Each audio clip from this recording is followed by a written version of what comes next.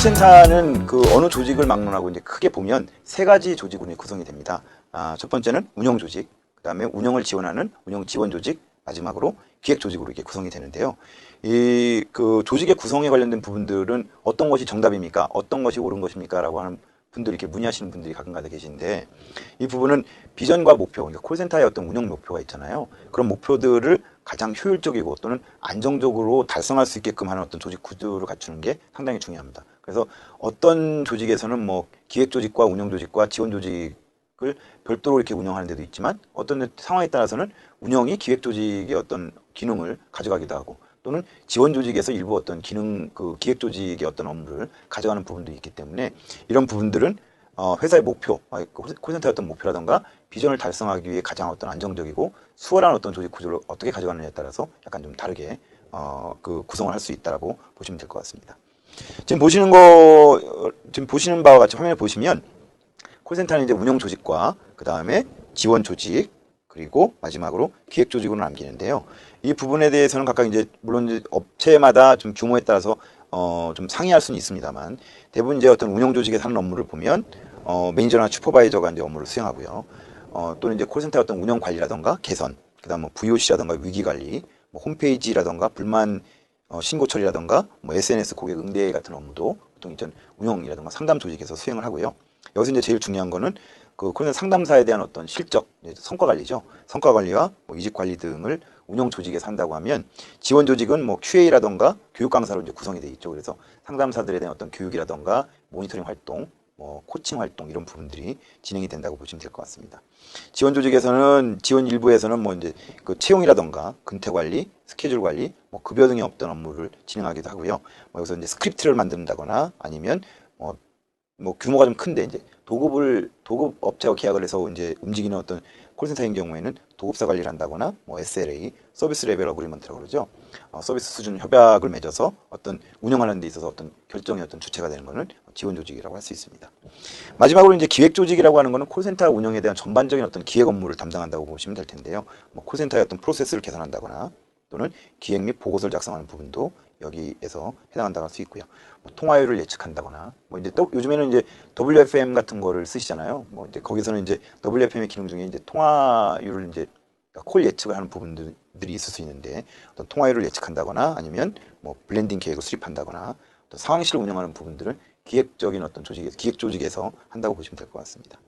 그리고 어떤 월별 아웃바운드나 뭐 TM 같은 어떤 스케줄링이라던가 뭐 TM 결과 분석, 상담원 어떤 KPI를 수립하는 것도 이런 부서가 될 수 있다고 보는데, 여기에 지금 제가 설명드리는 것은 정도다, 이게 정답입니다, 이런 부분보다는 전반적으로 이런 업무를 이런 조직에서 기획 업무는 기획 업무, 그리고 운영 조직에서는 운영 업무, 그리고 지원 조직에서는 지원 업무를 하신다고 보시면 될 것 같습니다. 그래서 여기서는 가장 기본적이고 일반적으로 행해지는 어떤 형태의 조직 구성이라고 보시고 이해를 하시면 좋을 것 같습니다. 그래서 나중에 이제 그 콜센터를 구축하고 운영하실 때는 이런 어떤 조직 구성을 좀 참고를 하셔서 조직을 구성하시면 좋을 것 같고요.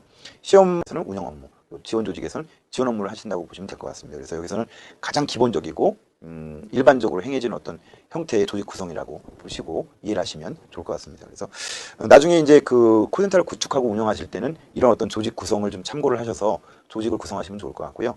시험 다음 넘어가겠는데요. 자, 그 조직, 이제 콜센터 조직의 어떤 특성이라든가 구조를 좀 보면 좋겠는데요. 콜센터, 일반적인 어떤 콜센터로 보면 대부분 이제 고객이 주도권을 가지고 있어요. 상담원이 주도권을 가지고 있다기보다는 대부분 고객이 주도권을 가지고 있다.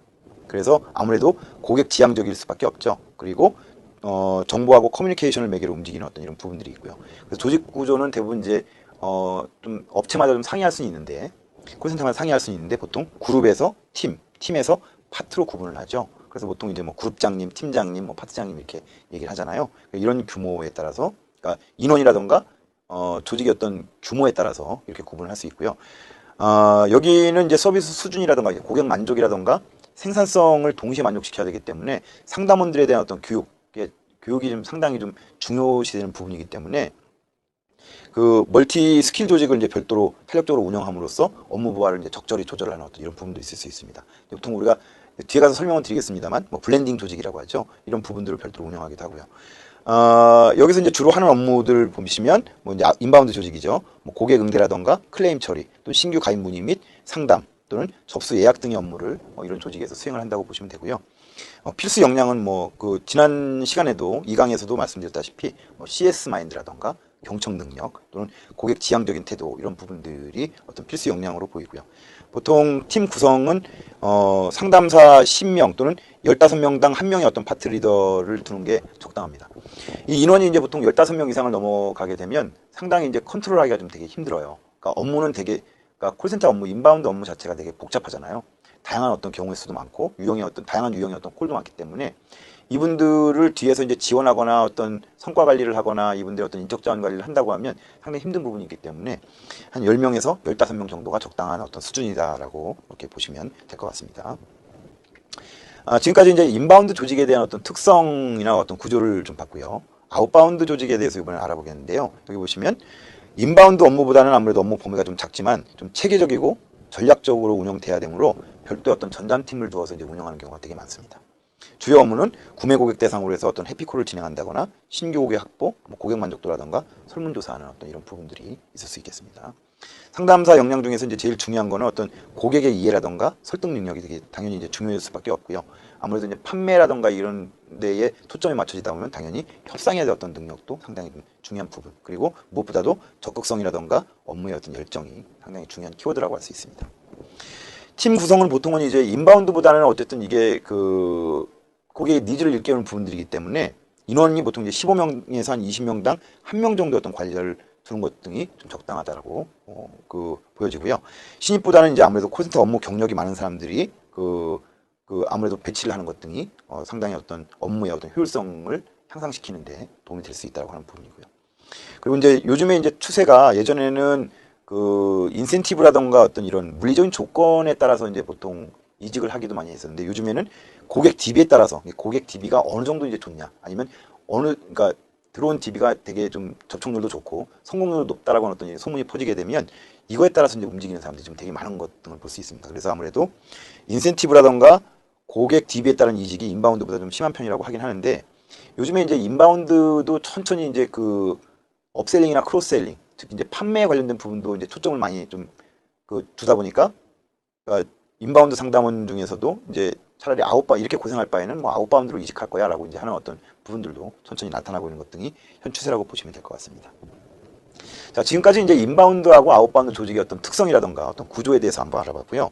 이번에 블렌딩 조직에 대해서 알아보겠는데요. 이 블렌딩 조직은 별도 콜센터에서 운영하시는 분도 조직을 구성을 해서 움직이시는 분도 계시고 별도로 움직이지 않는 부분도 있는데 이 블렌딩 조직은 사실 이제 어떻게 보면 인바운드 쪽에서 보면 콜이 이제 과부하가 걸리거나 이제 콜이 폭주했었을 때 그런 어떤 컨틴전시 플랜이라고 그러죠. 그러니까 비상 상황이 발생했었을 때 이분들을 투입을 해서 고객의 어떤 연결 신속성이라던가 어떤 기다리는 시간을 좀 이렇게 좀 줄여주는 어떤 이런 역할을 좀 제대로 이제 수행을 한다고 좀 보시면 큰 무리는 없을 것 같습니다. 그래서 인원에 대한 어떤 적절한 조절을 통해서 콜센터의 운영 수준을 바람직한 상태. 이건 뭘까요? 콜센터에 대한 어떤 고객의 기대 수준 자체는 신속하고 정확한 서비스잖아요. 그래서 이제 여기서 보면 이제 신속한 어떤 그러니까 연결 신속성에 대한 어떤 부분들을 고려한다고 하면 이제 운영 수준에 대한 바람직한 상태는 서비스 레벨이라던가 통화 응대율을 향상시키는 부분에 이제 포커스가 맞춰지겠죠. 그래서 이런 어떤 콜센터 운영 수준을 바람직한 상태로 유지하는 기술을 우리가 블렌딩이라고 합니다. 그죠? 그리고 이 보통 이제 인바운드하고 아웃바운드 콜과 상담을 섞어서 이제 블렌딩 그룹을 구성을 하는데요. 나중에 분들한테는 이런 방법이 있었구나라고 하는 부분들을 이해하시고 조직을 구성할 때 참고하시면 될 것 같습니다. 인콜량이 이제 집중되는 시기하고 이제 집중되지 않는 시기가 있어요. 그죠? 그런데 이제 집중되는 시기하고 그렇지 않은 시기의 어떤 편차가 좀 크지 않을 경우에는 실시간으로 이제 인바운드나 아웃바운드 블렌딩을 활용하는 것 등이 이제 바람직하다고 보여지고요. 블렌딩 조직의 운영은 시스템이 구축이 안 된 소규모 콜센터에서도 물리적으로 운영이 가능해요. 그러니까 직접 이동을 한다거나 아니면 콜을 예를 들어서 라우팅인데 그쪽 블렌딩 조직으로 이렇게 전환을 시킨다든지 하는 부분도 있을 수 있고요. 따라서 이제 이런 부분들을 좀 운영하려면 아무래도 효율적인 운영이라든가 이런 통계 분석을 위해서는 아무래도 이런 시스템 도입이 좀 필요하겠죠. 그죠? 그리고 마지막으로 팀 구성에 관련해서는 별도 관리자를 두는 어떤 콜센터도 있지만 대부분 다 인바운드 관리자 내부에서 한 명 정도가 이제 책임자가 되어서 이런 어떤 블렌딩 조직을 관리하거나 하는 부분들이 있을 수 있습니다. 자, 지금까지 저희가 이제 인바운드, 아웃바운드, 블렌딩 조직의 어떤 특성이라던가 구성에 대해서, 이제 구조에 대해서 한번 알아봤고요. 다음은 이제 그 콜센터 조직 구성의 예시입니다. 요건 예시니까 한번 참고하시면 될 것 같아요. 조직 구성을 할 때는 제가 이제 얘기 드렸었잖아요. 중요한 거는 회사의 어떤 비전, 콜센터의 어떤 비전이라던가 목표를 달성하기 위해 가장 최적화된 안정적이고 그리고 효율적으로 운영할 수 있을 정도의 어떤 그 방향성을 가지고 조직을 구성하면 된다라고 얘기 드렸는데 각각 참고하시면 좋을 것 같아요. 이렇게 독단적으로 그 각각 독립적으로 이제 기획, 운영 지원으로 이렇게 별도로 이제 운영하는 어떤 조직 형태가 있고요. 운영이나 운영 지원 조직 콜센터에 놔두고 별도로 이제 콜센터 센터장님이라던가 이제 이런 그 운영자죠. 그 바로 밑에서 기획 업무를 어떤 수행하는 별도 조직으로 이렇게 운영하는 어떤 형태를 가지는 데도 있고, 어떤 데는 운영 쪽에서 기획 업무를 가지고 지원 조직과 차별화된 업무를 이렇게 수행하는 어떤 조직 구성을 갖는 데도 있습니다. 반대로 기획 쪽에서 어떤 지원 업무를 수행하면서 운영과 별도로 이렇게 운영하는 조직 구성의 어떤 예시도 있습니다. 이 이외에도 다양한 어떤 조직 구성이 있을 수 있어요. 그만 거기에 이제 그거에 대한 어떤 판단 기준은 바로 콜센터의 비전이라던가 목표를 달성하기 위해서 가장 효율적인 구조는 어떤 거냐, 그리고 또한 안정적인 구조는 어떤 거냐, 이 부분만 감안을 하신다고 하면 큰 문제는 없을 것 같고요. 이 부분들은 이제 다른 어떤 콜센터라던가 이런 어떤 벤치마킹을 하신다든지 아니면 여러 사람들과의 어떤 그런 그 채널과 이제 그 얘기를 하시다 보면 다른데 어떤 그런 그 회사의 어떤 목표라던가 그 운영 목표 이런 부분들을 고려한다고 하면 수행 업무라던가 이런 부분을 생각을 한다고 하면 조직 구성을 하시는 데는 큰 무리가 없을 거라고 좀 생각이 들고요.